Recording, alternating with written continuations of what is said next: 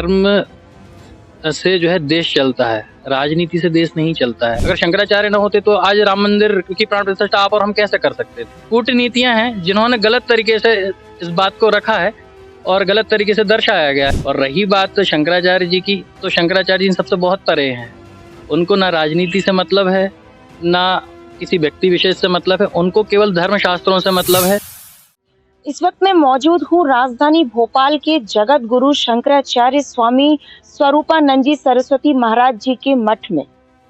मेरे साथ मौजूद हैं आचार्य श्री दीपक शास्त्री जी। स्वामी जी, स्वागत है मृदुभाषी में आपका। 22 जनवरी को अयोध्या में होने जा रहे रामलला के प्राण प्रतिष्ठा समारोह को पूरा देश हर्षोल्लास के साथ मनाने जा रहा है। आपके मठ में किस तरह की तैयारी है और आप किस तरह से मनाएंगे इस उत्सव? हम सनातन धर्मी हैं और जहाँ भगवान की बात आती है तो हम लोग अपना सर्वस्व निछावर करके भगवान की सेवा में लग जाते हैं।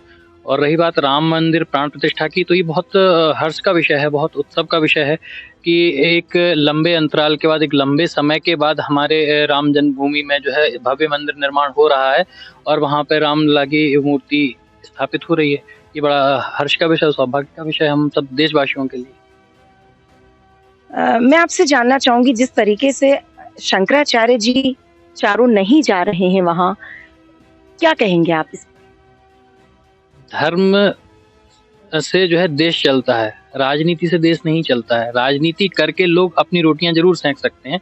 जहां बात धर्म की आती है, हर व्यक्ति जीवन से लेके मरण तक वो धर्म का आश्रय लेता है।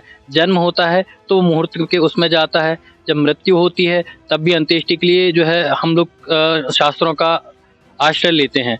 बिना शास्त्रों के तो हमारा देश जो है प्राणहीन माना जाएगा। इसलिए हमारे देश में शास्त्रों की जितनी महत्वता है उससे कहीं ज्यादा महत्वता हमारे देश में शंकराचार्यों की है।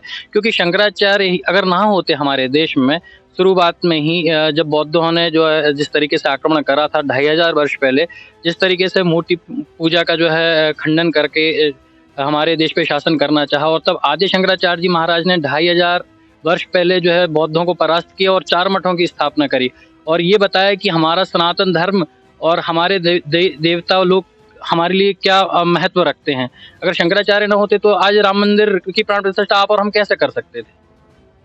तो हमारे देशवासियों के लिए जानना बहुत अति आवश्यक है कहीं ना कहीं कि शंकराचार्य हमारे जीवन में क्या महत्व रखते हैं। और जहाँ शंकराचार्य की बात आती है, मतलब साक्षात शंकर की बात आती है।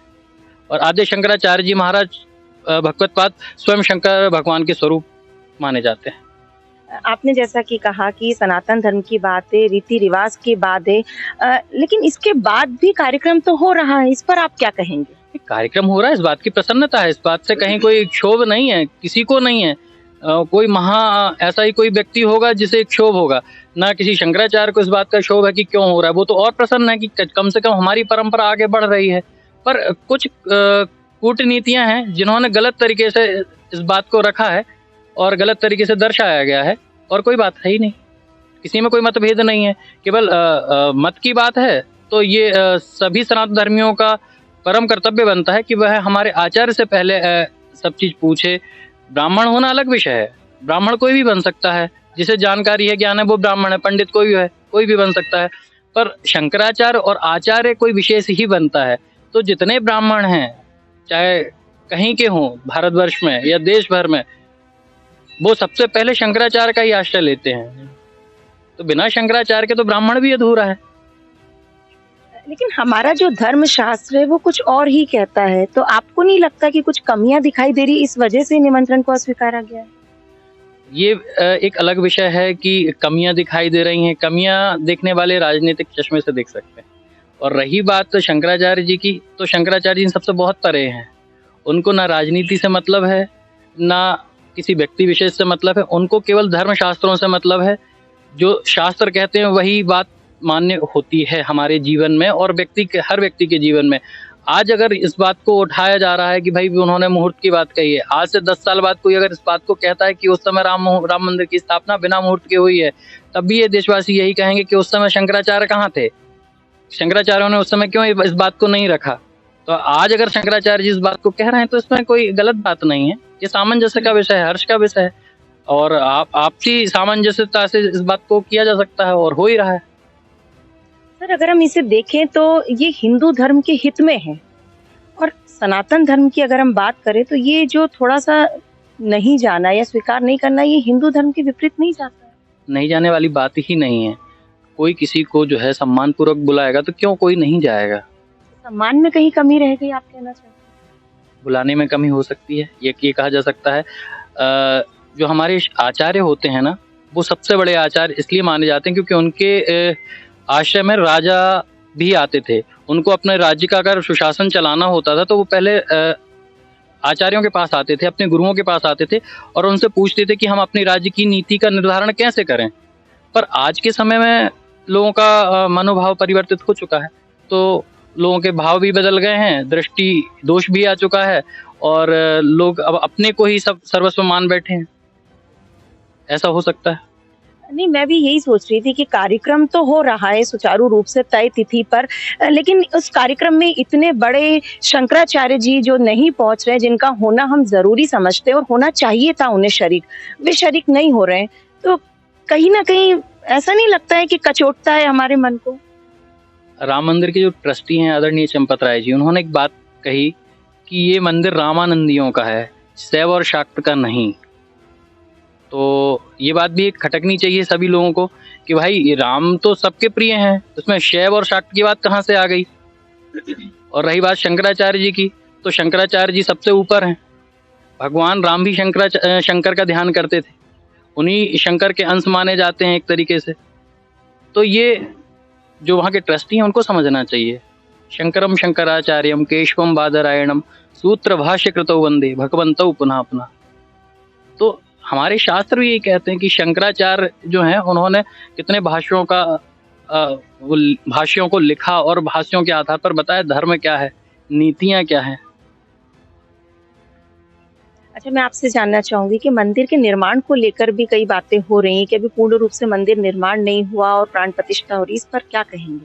इसमें हमारे बड़े बड़े आचार्यों का जो मत है वही हमारा मत है। हमारे बड़े आचार्य जो कहते हैं कि भाई जब तक पूरा अंग ना हो तब तक किसी चीज का अपन जो है वो नहीं कर सकते हैं। भाई कलश पूजन क्यों होती है, शिखर पूजन क्यों होती है? शिखर की पूजन इसीलिए की जाती है ना प्राण प्रतिष्ठा में कि भगवान देव का जो है उसमें प्राण आ जाएं, भगवान देव उसमें स्थापित हो जाएं, पंच तत्व उसमें आ जाएं, है ना? इसलिए शिखर का महत्व तो होता है। हम किसी मंदिर में जाते हैं, शिखर ना मिले तो कैसा लगेगा? और मंदिर में अगर आप नहीं भी जा रहे हैं तो शिखर दर्शन का ही महत्व है। जितना महत्व मूर्ति का है उससे ज्यादा महत्व शिखर दर्शन का है। आप जब कहीं किसी मंदिर से गुजरते हैं तो आपकी एक दृष्टि शिखर की तरफ जाती है और उसको शिखर को देख के आप प्रणाम करते हैं कि देव आप जो भी हैं आपको मेरा प्रणाम। तो शिखर दर्शन का तो बड़ा महत्व बताया गया शास्त्रों में। लेकिन अब तो सब सहर्ष स्वीकार कर रहे हैं जहाँ तक हम देख रहे हैं, और जो देश का जो नेतृत्व करने वालों की अगर हम बात करें तो उनके सामने मतलब इस बात को दबा दिया गया है। क्या आप ऐसा समझते हैं? दबाने वाली बात नहीं है। मतलब जो देश का नेतृत्व कर रहे हैं उसकी बात को माना जा रहा है और जो धर्म का नेतृत्व करते हैं उनकी बात को दबाया जा रहा है, क्या कहेंगे इस पर? जो देश का नेतृत्व कर रहे हैं कहीं ना कहीं वो सन्यासियों से ऊपर नहीं हो सकते, वो धर्म से ऊपर नहीं हो सकते हैं। वो राजनीति है, अगर देखा जाए तो वो एक संस्कृत शब्द है राजनीति, है ना? और जो स्वयं में संस्कृत हो जाए व्यक्ति तो कोई बात ही नहीं है, चाहे राजनीतिक कितना ही बड़ा हो जाए, हम कितने ही बड़े हो जाएं, हम कितने ही बड़े हो जाएं, पर हमारे शंकराचार्य या किसी संत से बड़े तो नहीं हो सकते। देखने में तो यही आ रहा है अभी हाल फिलहाल की वस्तु। तो ये सबकी अपनी मानसिकता है, हर व्यक्ति का एक अपना दृष्टिकोण होता है, कौन किसको किस रूप में देख रहा है, ये अपना अपना दृष्टिकोण है। कई लोग कह रहे हैं शंकराचार्यों ने देश के लिए क्या किया 500 वर्षों से। अब ये उनका दोष नहीं है, ये उनके जो पूर्वज हैं, उनके माता पिता हैं, उनके जो दादा परदादा हैं, उनका दोष है।